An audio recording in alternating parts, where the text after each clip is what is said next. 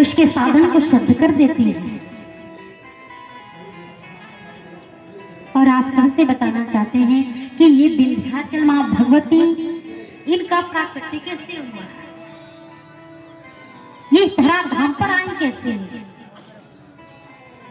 51 पीठ में तो मां भगवती सती के अंग गिरे, जहां जहां अंग गिरा मां भगवती के उतने नाम विख्यात हुए। लेकिन जो विंध्याचल मां भगवती हैं, इनका प्राकट्य कैसे हुआ, काफी लोग जानते हैं।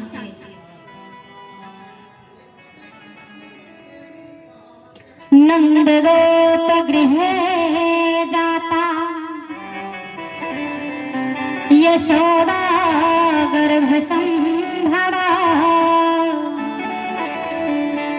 ततस्तो नाशयिष्यामि विंध्याचल निवासिनी।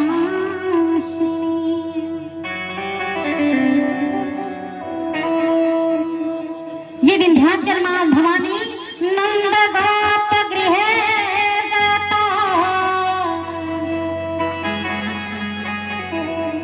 मां यशोदा और नंद की ये मां भगवती उनकी पुत्री है। ये कथा उस समय की है जिस समय कंस का अत्याचार बढ़ा। कंस के अत्याचार ने, कंस ने जब वासुदेव और देवकी के सभी पुत्रों का वध कर दिया, और जैसे ही भगवान उनके गर्भ में आए, उन्होंने मां भगवती को आदेश किया कि आप जाकर के यशोदा के गर्भ से अवतरित हुई। ये मां वही भगवती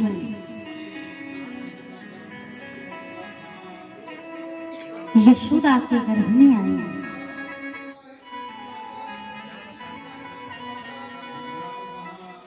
और यहाँ जैसे ही मां यशोदा के गर्भ में आई, कंस ने जैसे ही यहाँ वासुदेव जी ने नंद बाबा के यहाँ कृष्ण को छोड़ने के लिए गए,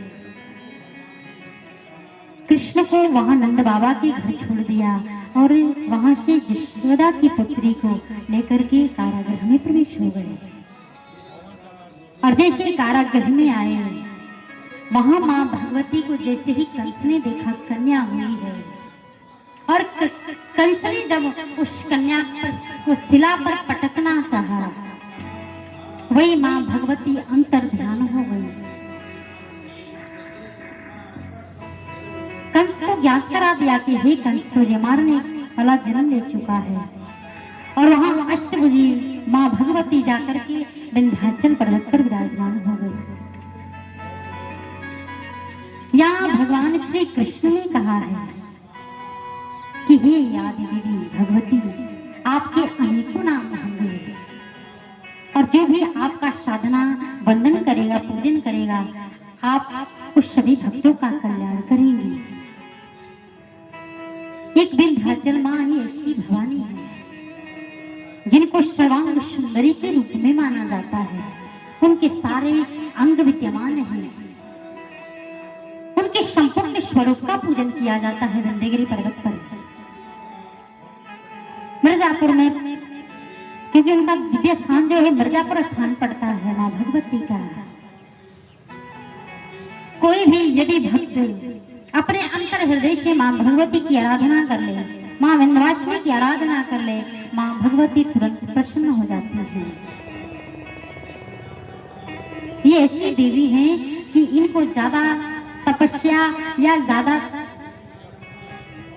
तप करके उनको प्राप्त नहीं किया जा सकता, ये थोड़े से ही पल में भावुक हो जाती है। अगर भक्त की निष्ठा सच्ची हो, अगर सच्चे लगन से, सच्चे मन से अगर मां भगवती का ध्यान कर ले, तो मां भगवती उस पर रिझ जाती है।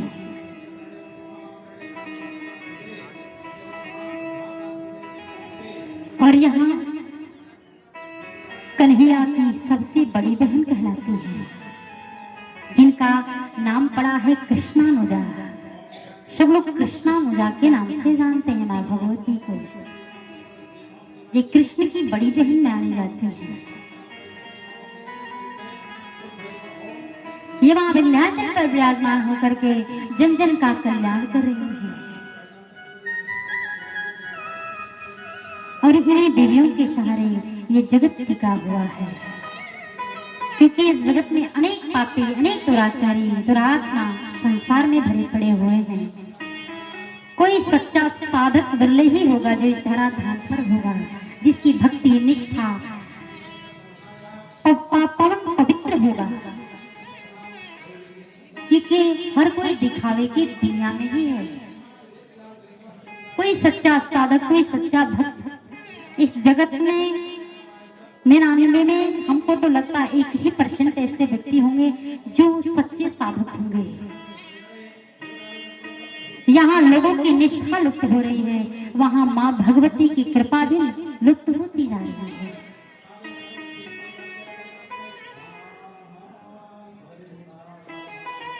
तो माँ भगवती के जहां जहां भी अवतार हुए हैं, माँ भगवती ने अनेक अवतार लिया है, अनेक दैत्यों का वध किया है माँ भगवती ने। यहाँ माँ भगवती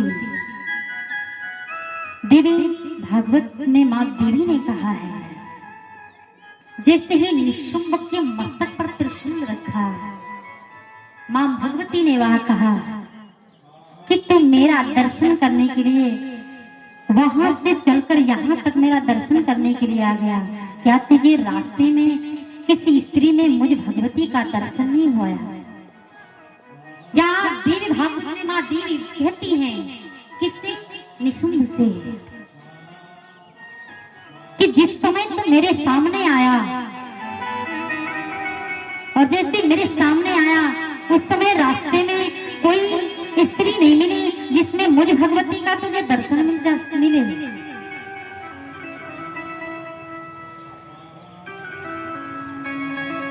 क्योंकि हर स्त्री में, हर कन्याओं में माँ भगवती का ही होता है।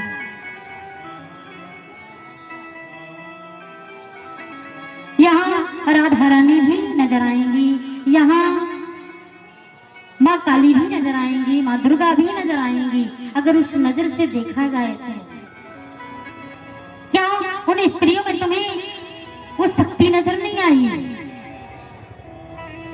भगवान कहते हैं कि इंसान की बनाई हुई मूर्तियों में लोग हमको देख लेते हैं। इंसान अपनी बनाई हुई मूर्तियों में हमको देख लेते हैं और हमारी बनाई हुई मूर्तियों में हमें नहीं देख पाते। ये भगवान का कहना है कि देखिए कितनी जगह मूर्ति की स्थापना की जाती है और कितना भी मूर्ति क्यों ना बन जाए, जब तक मूर्ति में प्राण प्रतिष्ठा नहीं होता तब तक उस मूर्ति का कोई मूल नहीं रहता। आप लोग ठाकुर जी के पास विराजमान हुए हैं, इस गोपाल जी का जो हम लोग विग्रह लेकर के घूमते हैं, आप इनको साधारण मत समझिएगा, क्योंकि हमने इनको लाकर के वृंदावन में ठाकुर जी के सामने प्राण प्रतिष्ठा करवाया है।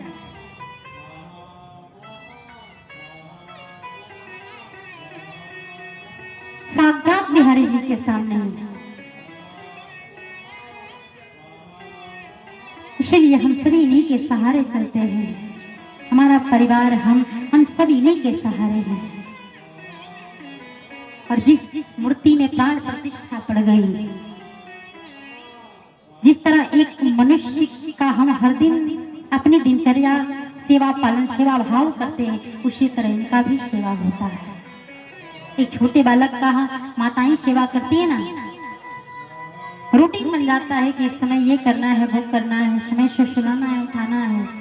हम लोग गोपाल जी को भी ऐसा करते हैं। तो गोपाल जी को यदि रखना है तो आप जैसे अपने घर में एक बालक की देखभाल करते हैं, वैसे इनका भी देखभाल करना होगा। कब किस चीज की इनको आवश्यकता पड़ जाए,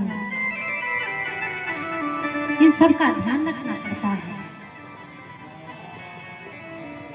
और जो मूर्ति प्रतिष्ठित हो जाती है, प्राण प्रतिष्ठा पड़ जाता है, वहां अगर भक्त सच्चे मन से उस देव की आराधना करे, अपनी व्यथा को सुनाए, भगवान तत्काल उसकी व्यथा को सुनते हैं और उसका शमन भी कर देते हैं। बोले आदि शक्ति जगदम्बा की, बोले लड्डू गोपाल की, नंद के लाला की, राधा रमण सरकार की, जय जय श्री राधे। बोले ठाकुर जी महाराज की।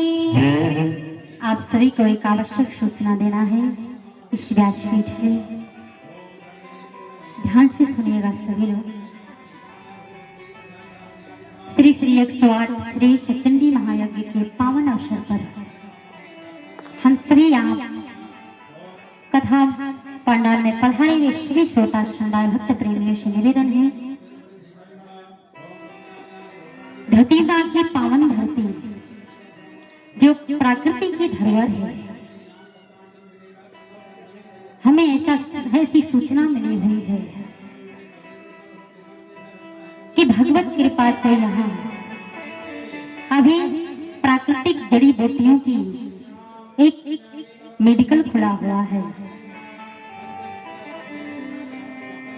जो आयुर्वेदिक जड़ी बूटियों से निर्मित आयुर्वेदिक सेवा में समर्पित है। सभी लोग ध्यान से सुनिएगा और इसको सुन करके अगर आपको लाभ प्राप्त करना है, आपको अपनी बीमारियों से निजात पानी है, तो आप सबके लिए कल्याणमयी और इतनी कम अवस्था में युवा पीढ़ी में जागृत होने वाले हमारे अभिषेक जी, जिन्होंने कठिन प्रयास के बाद अपने संकल्प को पूर्ण किया है, तो जो ये जड़ी बूटियों की मेडिकल खुली हुई है, दवाखाना खुला हुआ है, सभी धतिंगना ग्राम वासियों को सूचित किया जाता है कि हमारे जो अभिषेक बाबू हैं वो सेवा में आप सबके लिए समर्पित होना चाहते हैं। इनका कहना है कि हमारे अनुभवी कुशल, क्योंकि इनके पास अनेक ऐसे डॉक्टरों का संपर्क है जिनके पास अनेक बीमारियों की इलाज की जाती है और हर बीमारी की समस्याओं का समाधान भी आपको मिल सकता है। तो डॉक्टर हैं कुशल offline doctor RP Gupta ji, जिनके संपर्क में रहकर के हमारे अभिषेक बाबू जी, जिन्होंने इस जड़ी बूटियों के इस मेडिकल को खोला है, जिससे हर युवा पीढ़ी, बुजुर्ग पीढ़ी, जितने भी युवा पीढ़ी के, बुजुर्ग पीढ़ी के बच्चे हैं, सबकी समस्याओं का समाधान हो सके। और यहाँ उन्होंने लिखा है कि 20 विशेषज्ञ डॉक्टरों की टीम भी यहाँ उपलब्ध है।